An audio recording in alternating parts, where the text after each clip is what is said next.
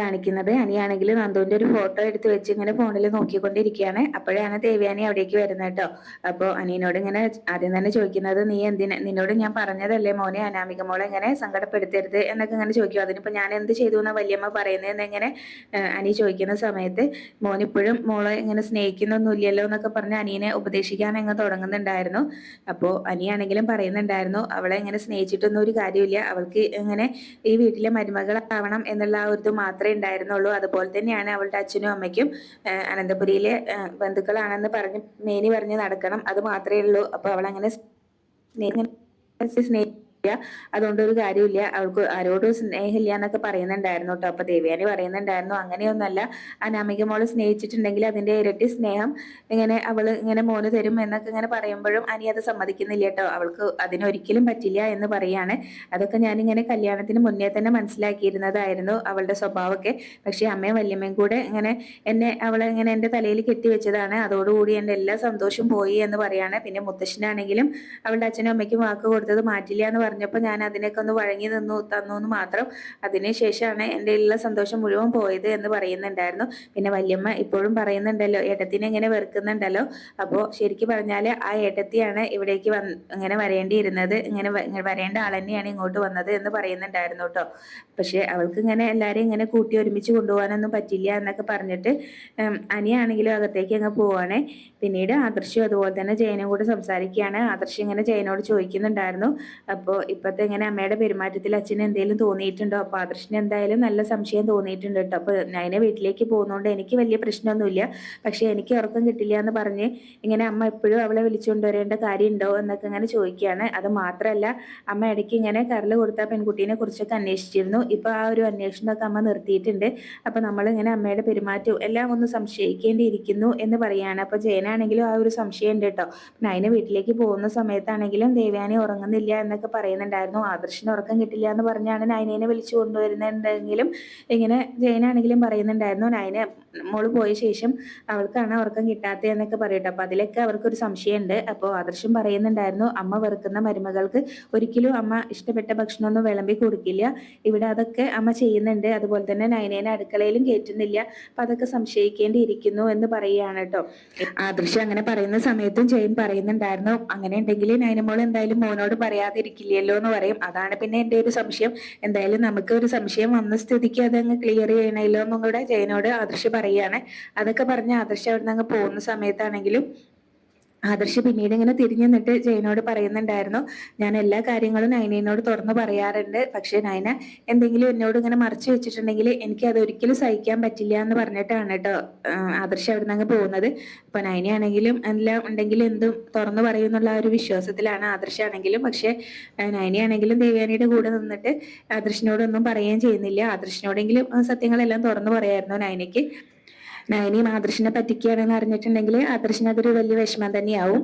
പിന്നീട് നയനിനെയാണ് കാണിക്കുന്നത്. നയനിയാണെങ്കിലും ഇങ്ങനെ ഇരിക്കുന്ന സമയത്ത് ദേവയാനി വിളിക്കുന്നുണ്ടായിരുന്നു കേട്ടോ. അപ്പൊ ദേവയാനി അങ്ങനെ ആരെങ്കിലും വരുന്നുണ്ടോ എന്നൊക്കെ നോക്കിയിട്ട് തന്നെയാണ് നയനിയോട് സംസാരിക്കുന്നത്. അപ്പൊ അച്ഛനും അമ്മയും ഈ ഒരു കാര്യം പറഞ്ഞപ്പോൾ എനിക്ക് മോളോട് അത് പെട്ടെന്ന് പറയണമെന്ന് തോന്നി, നേരിട്ട് പറയേണ്ട കാര്യമാണെന്നൊക്കെ പറഞ്ഞിട്ട് അനിയുടെ അനാമികയുടെയും കാര്യം തന്നെയാണ് കേട്ടോ പറയുന്നത്. എനിക്കിപ്പോഴും നന്ദുവിനോട് സ്നേഹം ഉണ്ടെന്ന് തോന്നുന്നുണ്ട് എന്നൊക്കെ പറഞ്ഞിട്ട് എന്തായാലും മോൾ ഇങ്ങനെ നന്ദുവിനെ ഒന്ന് ഉപദേശിക്കണം എന്ന് പറയുന്നുണ്ടായിരുന്നു. അതുപോലെ തന്നെ അനീനെ ഉപദേശിക്കണം എന്നൊക്കെ പറയാൻ വേണ്ടിയിട്ട് തന്നെയാണ് കേട്ടോ നയനിയെ വിളിച്ചിട്ടുള്ളത്. അപ്പോൾ എന്തായാലും അനി ഇങ്ങനെ നന്ദുവിനെ സ്നേഹിക്കുന്നുണ്ടെങ്കിൽ എന്തായാലും നന്ദു കുറച്ച് അകന്ന് മാറി നിന്നിട്ടുണ്ടെങ്കിൽ അനിയുടെ സ്വഭാവത്തിൽ മാറ്റം വരും എന്നൊക്കെയാണ് ദേവയാനി പറയുന്നത്. അതുകൊണ്ട് രണ്ടുപേരെയും നന്നായിട്ട് ഉപദേശിക്കണം എന്ന് പറയുന്നുണ്ട്. അപ്പൊ ശരി എന്നൊക്കെ പറയണം. അപ്പോഴേക്കും ആദർശ് നയനയുടെ ക്യാബിനിലേക്ക് വരുന്നുണ്ടായിരുന്നു കേട്ടോ. അപ്പൊ ആദർശേട്ടൻ വന്നു, ഞാൻ പിന്നെ വിളിക്കാന്ന് പറഞ്ഞിട്ട് കോളങ്ങ് കട്ട് ചെയ്യാൻ കേട്ടോ. അപ്പൊ ആരാ വിളിച്ചതെന്ന് ചോദിക്കും. അപ്പോൾ നയന പറയുന്നുണ്ടായിരുന്നു, നന്ദു ട്രെയിനിങ് ക്യാമ്പിലേക്ക് പോവല്ലേ 2 ദിവസം കഴിഞ്ഞാൽ, അപ്പൊ അതിന്റെ കാര്യങ്ങളൊക്കെ പറയാൻ വേണ്ടിയിട്ട് വീട്ടിൽ നിന്ന് വിളിച്ചതാണ് എന്ന് പറയാണ്. അപ്പോൾ നയനയ്ക്കാണെങ്കിലും ആകെ ഒരു ടെൻഷനാണ് കേട്ടോ. അപ്പൊ ആദർശ് ചോദിക്കുന്നുണ്ടായിരുന്നു, ആദർശാണെങ്കിലും നയനെ തന്നെ ഇങ്ങനെ നോക്കി നിൽക്കുകയാണ്.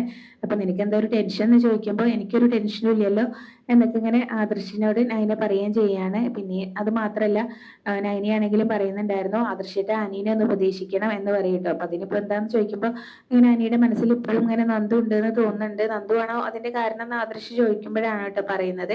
അപ്പോൾ ഇങ്ങനെ പറയാണ്, അങ്ങനെയാണെങ്കിൽ നീ തന്നെയാണ് അവനെ അതുപോലെ തന്നെ നന്ദുവിനെ ഉപദേശിക്കുക, രണ്ടാളെ ഉപദേശിക്കാൻ നല്ലത്, അവർക്കൊക്കെ എന്നെക്കാളും നിന്നെയാണല്ലോ ഇഷ്ടം എന്ന് പറയുന്നുണ്ടായിരുന്നു. എല്ലാരും ഇങ്ങനെ പറഞ്ഞു ഒഴിഞ്ഞാൽ എങ്ങനെ, ഞാൻ ഒറ്റയ്ക്ക് എന്ത് ചെയ്യാനാന്ന് ഇങ്ങനെ നയന പറയുന്ന സമയത്ത്, പിന്നെ ആരാ നിന്നോട് ഈ കാര്യം വിളിച്ചു പറഞ്ഞേന്ന് ചോദിക്കട്ടെ. വേറെ ആരും വിളിച്ചു പറഞ്ഞിട്ടില്ല, വീട്ടിലുള്ളവർക്കും അങ്ങനെ ഒരു സംശയം ഉണ്ടല്ലോ, അതുകൊണ്ട് ഞാൻ പറഞ്ഞതാണ് എന്നൊക്കെ പറയൂട്ടോ.